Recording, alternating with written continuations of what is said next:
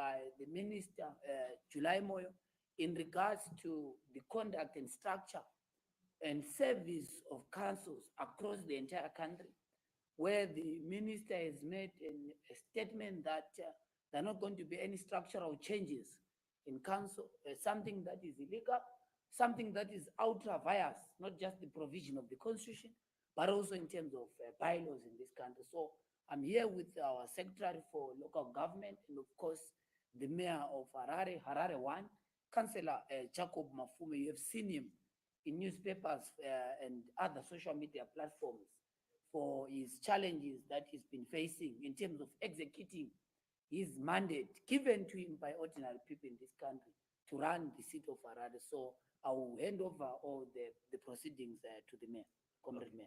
All right. Thank you, Spokes. Thank you, everyone, for attending at such notice, short notice on Friday. We appreciate the support and your attendance at the levels that you have attended.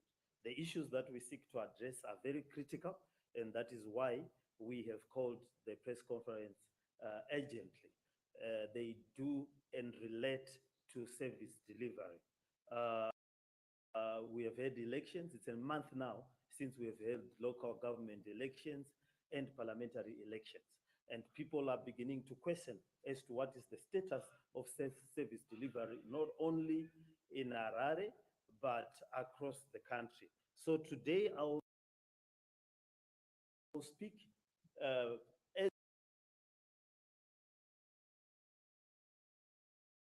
the point person on local government for CCC, and I will also speak as Harare 1, the first citizen mayor of the capital city of Harare. As you are aware, as the spokes alluded, I have not been allowed a day in office or a day of peace. I'm constantly suspended, and I'm sure that after this press conference, another letter will come. But such is the nature of the politics and the pettiness that we are getting from the local government ministry. As a brief background, we had a lot of our councillors removed from office. We held by-elections where the CCC regained control of the major cities in the country. We regained control of Mutare, regained control of Harare, regained control of Chipinge, regained control of Marondera, regained control of Blawayo, regained control of Kwekwe, Gweru, you name it. We are now the majority in those cities.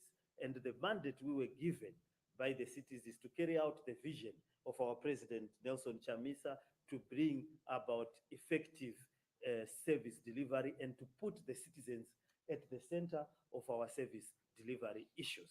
Since the elections have been held, there have been delays in the swearing in of our councillors. Right now in Kwekwe, they've still not sworn in the councillors. They are ducking and diving. The town clerk, the chamber secretary are scared of swearing in the councillors. We have made numerous calls, numerous attempts to have those councillors sworn in. They've gone in the swearing in date by a mile. The council still refuse to swear them in. The others, Epworth, Chitungwiza, and so forth, which we have regained control, we are still having challenges of them being sworn in. The result has been that meetings of committees in those cities have not been held. For a month, all the cities have not held meetings of committees because the Ministry of Local Government and the ZANU-PF appointed secretariat are refusing to swear in duly elected councillors. This is a route that ZANU-PF adopts. Our President Nelson Chamisa won, and they refused to give him power. We remember what happened with Morgan Changirai. He won. They refused to swear him in. Now we have councillors coming in. They've delayed their swearing in. It takes a month, a whole month, to swear in after the election, to swear in councillors. Now that they've been sworn in, No committees have set because they do not want to put the councillors in the committees. Now, if you understand, after the abolishment of the executive mayor, we now have ceremonial mayors. The executive functions of council have now been put in committees. So a committee is the most important organ of any city council in Zimbabwe, because it is a committee that executes the executive functions. It is made up of a group of councillors and secretariat, and they make the day-to-day decisions that are supposed to be made for a council to function. In other words, if there are issues on waste, the environmental committee meets and decides on those issues. If there are issues on committee meeting to be part of dealing with issues of council, what the committees to be constituted. Corruption. When we were away, we'd be paying $40 for every ton of refuse we put into Pomona. A landlord gives you a lease. Instead of you paying the landlord rentals, it is the landlord who then pays you to stay in his house. Those are the deals that are there.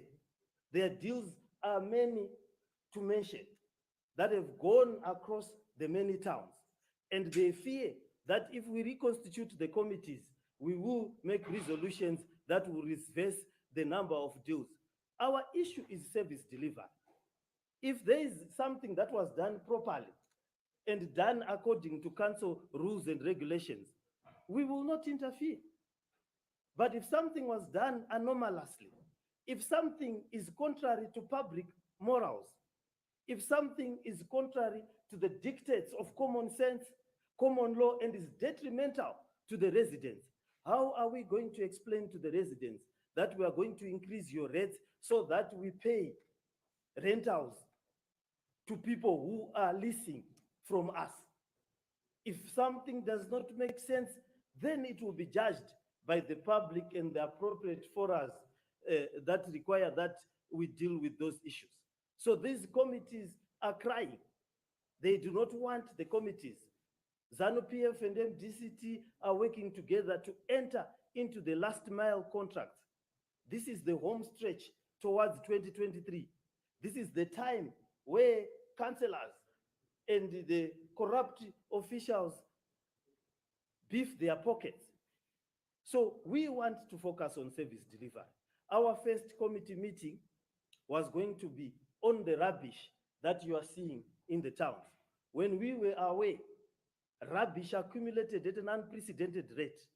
When we were away, drainages were not dealt with. When we were away, water is not being delivered. When we were away,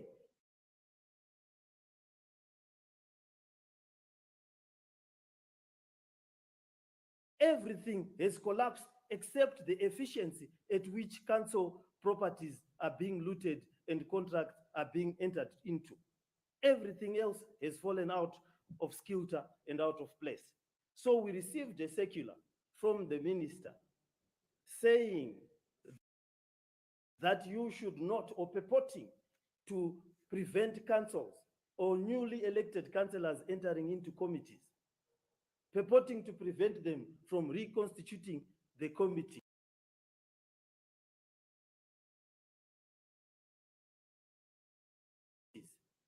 The minister is either ill-advised, wrongly advised, or it is the challenge of putting people who are past their retirement age in position.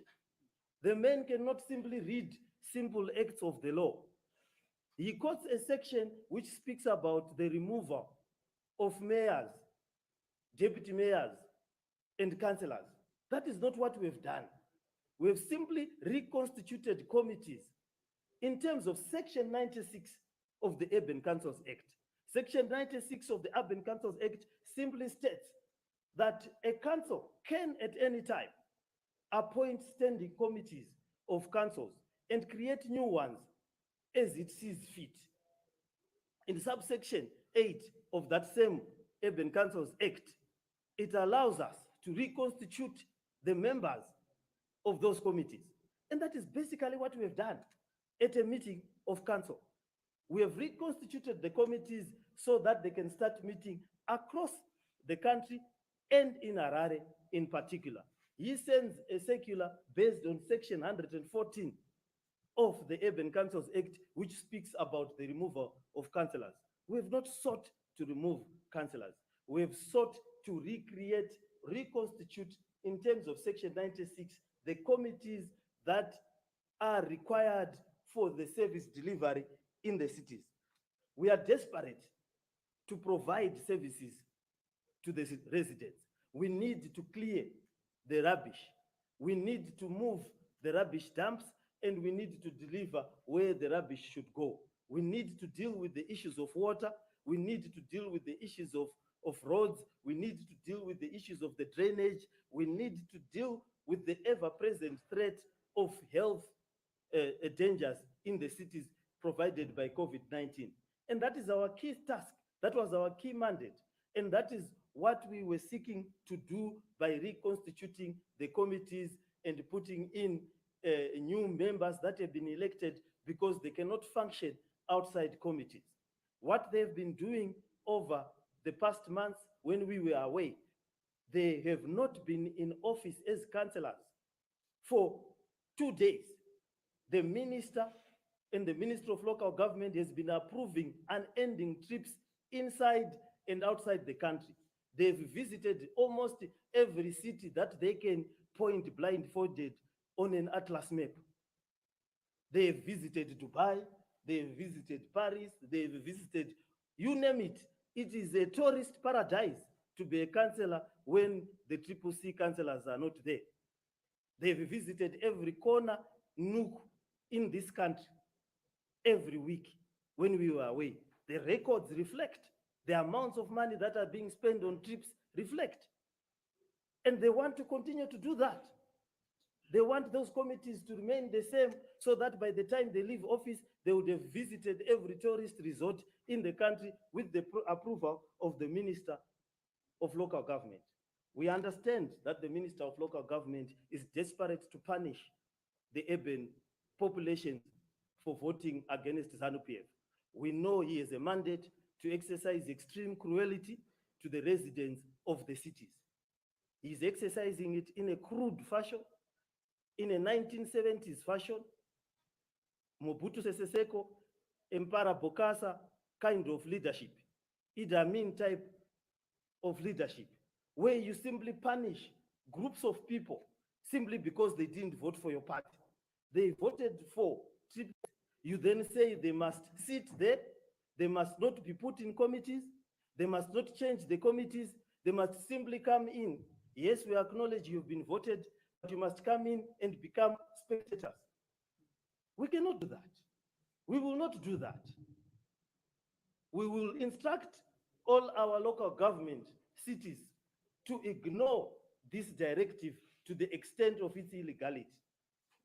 We cannot allow the citizens to suffer or to be punished under our watch simply because they had faith in an alternative.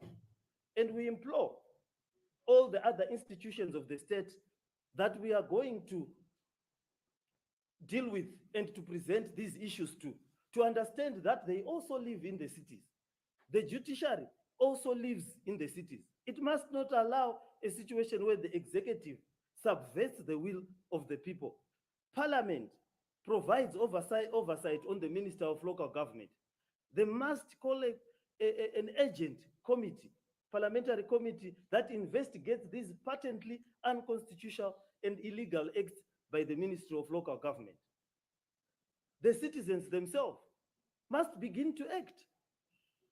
The residents' associations must begin to act.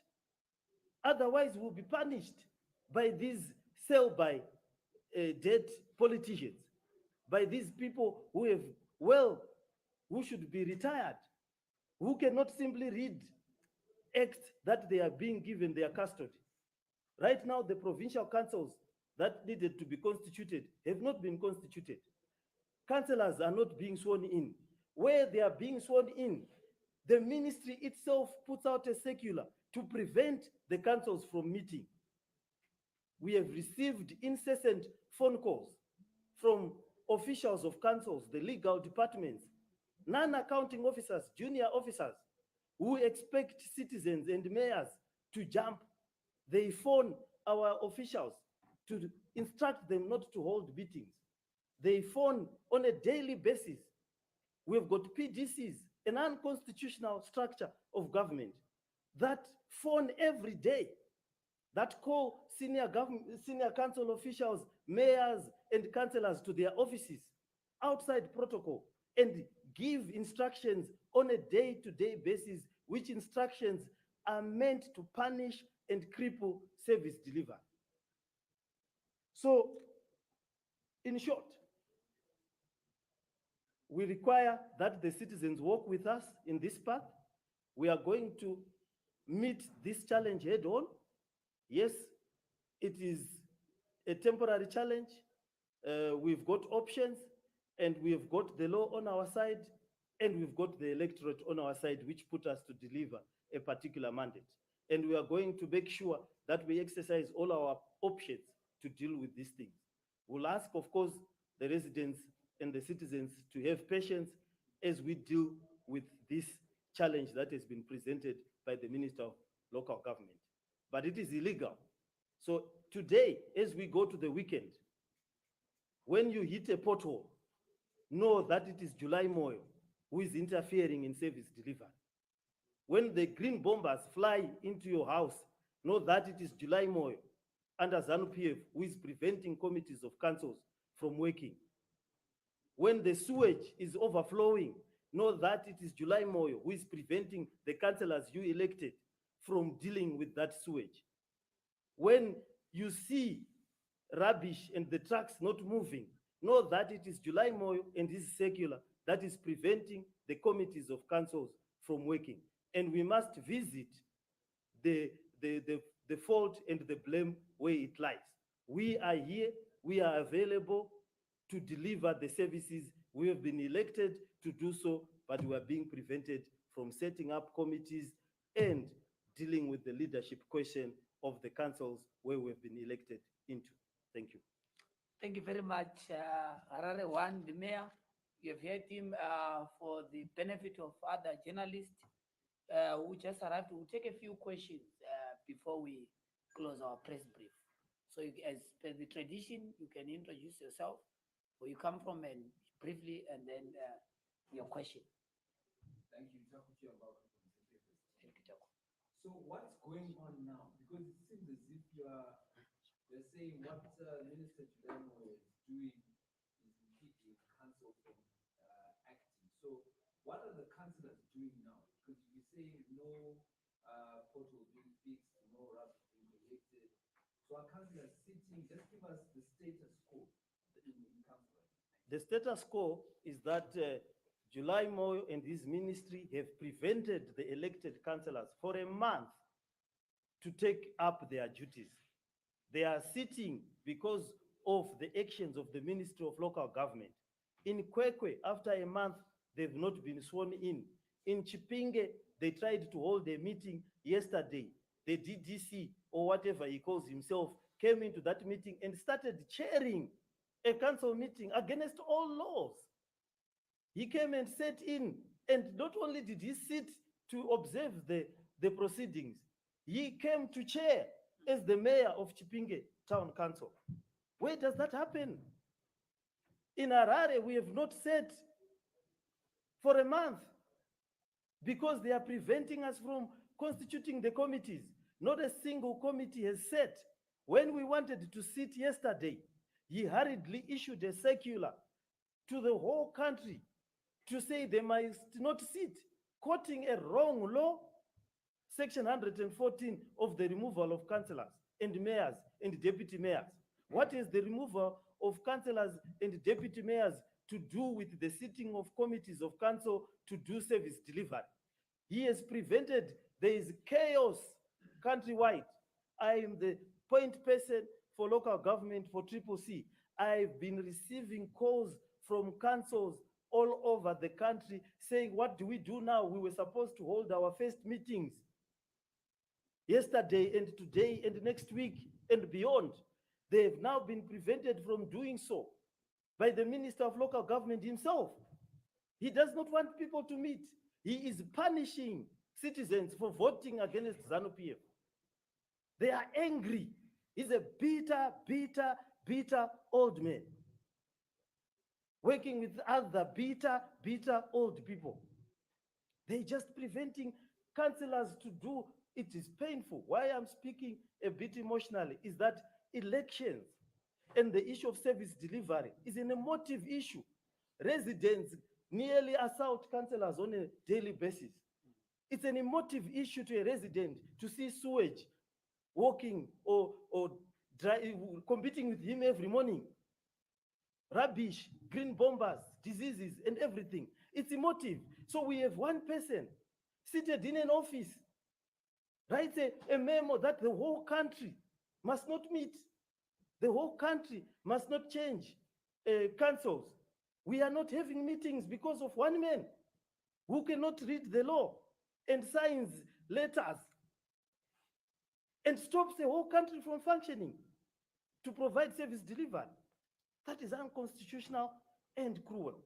Thank you, the mayor. We'll take another question, and then from him, then we can respond and close it. Since this is a situation that has been shared since the 2000 explained, then what is the way forward? As a party, what are you planning, and how are you going to deal with this issue when since it's going to go further than where it is right now? Yes, we are planning. We have a variety of platforms. That's why I mentioned we have parliamentarians in parliament. They are going to raise it. Our parliamentary caucus is going to raise it at question time with the Minister of Local Government, and a motion is going to be put so that a committee be put to investigate these actions. We are going to go to court on an urgent basis, and we do hope that the judiciary and everybody else and every stakeholders that we are going to approach understand that they also live in these cities and that we have to comply with the law. So we will go to court. And we are also going to instruct our councillors and our leadership in the cities to continue working so that if they are punished, they will be punished for working. They will reconstitute the leadership of council. They will reconstitute the committees. They will proceed with the meetings that are necessary for service delivery. If the Minister of Local Government decides to suspend them for that, then so be it. Thank you. There's another question. Thank you so much.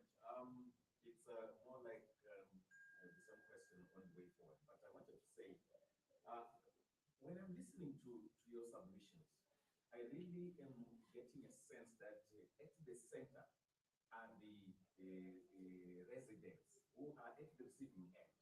Your squabbles with ZANU-PF as a CCC or as council, the one who is suffering at the end of the day is the resident. Now, what I want to find out from you, do we have to really wait for committees to sit for refuse collection, for instance? Because you mentioned that. What we have seen is that there is quite a lot of garbage all over. We have to wait for committees to be reconstituted to collect garbage, or we can. Okay. No, thank you. That's a very important question. I'll respond to it because it speaks to our broader national program as an alternative. Look, the challenge that we face is not a challenge between political parties. The fight is not between the Citizens Coalition for Change and ZAN. The fight is between a clique of an elite, a cabal in ZANU-PF against the people of Zimbabwe. These are councillors given mandate by the people of Zimbabwe. If you hear the mayor, he spoke around the question of the political intention to punish the people of Harare in particular and other urban areas for voting against the regime in Salisbury. So what you see at the present moment is a deliberate political program against ordinary people. And in terms of, and I'll answer that also to add on what you said around our program of action.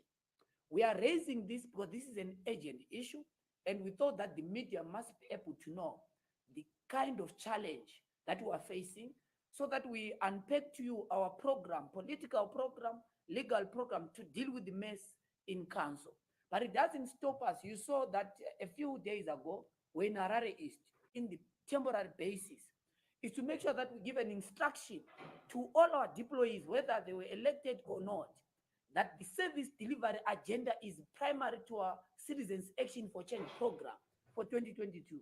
So that's why we're going in communities, because we're community leaders, we're deployees of ordinary people. I don't need a mandate from July Moyo to participate in community refuse collection program, which we have made sure that we begin to unroll across the entire country to deal with that question. But you know that there are limitations to what we can do as citizens, because you need council trucks, you need all those kind of things from council.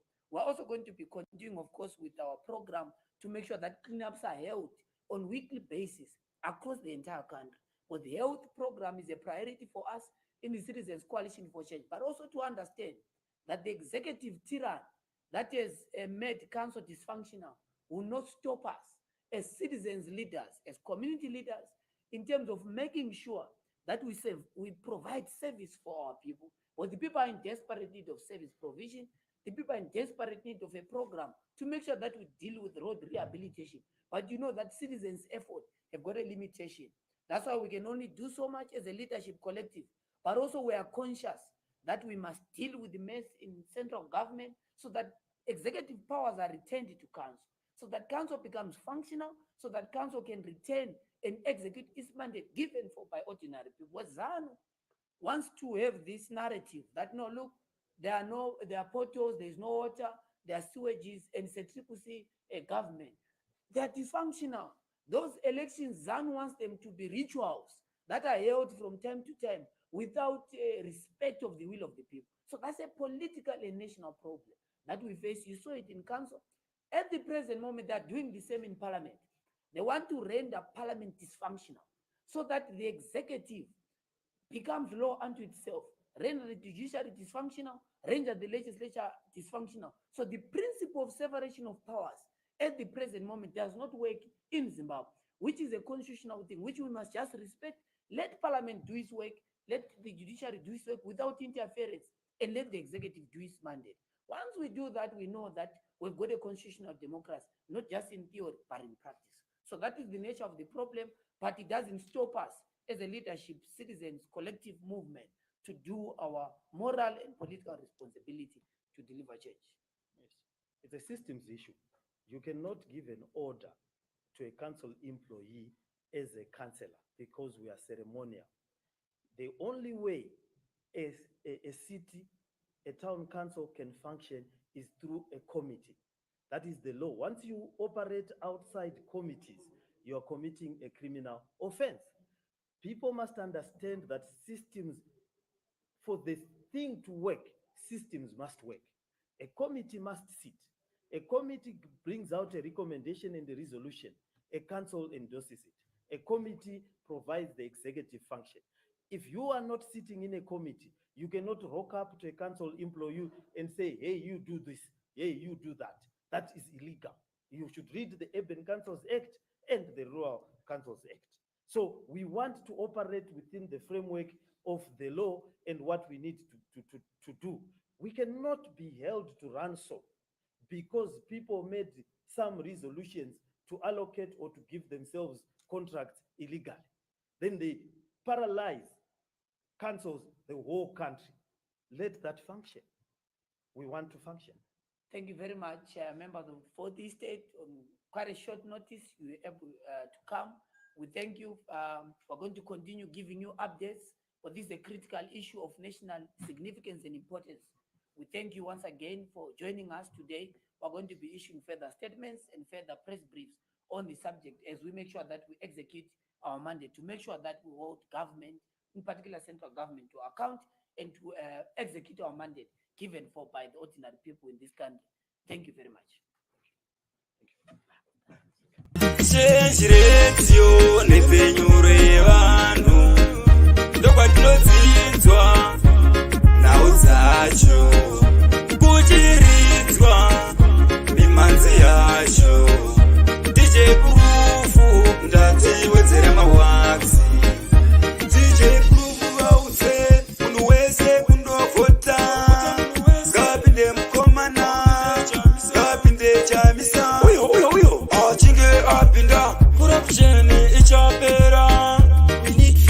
We want to grow, new Zimbabwe, new beginning. Change